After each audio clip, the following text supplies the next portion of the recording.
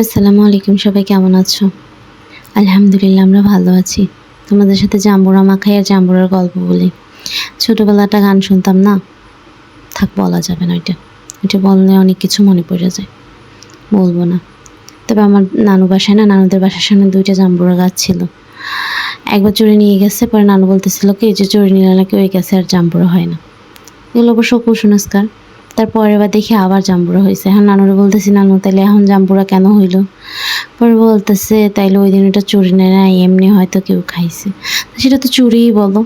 সেটা তো চুরি না তো কী বলো তো?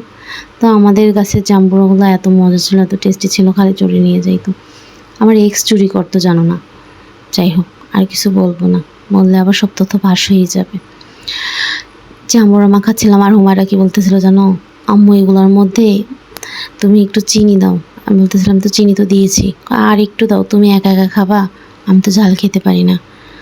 লাস্টে কী করছে জানো হুমায়রা? এগুলো সব অর্ধেকের বেশি অর্ধেক ও একা খেয়ে ফেলছে, আমাকে আর রিফাকে দেয় নাই। মানে ও এত ঝাল পছন্দ করে, আর এটা ওই দিন এত টেস্টি হয়েছিল, আমরা ৩ জন খুবই ভাগাভাগি করে খাচ্ছিলাম। আলহামদুলিল্লাহ।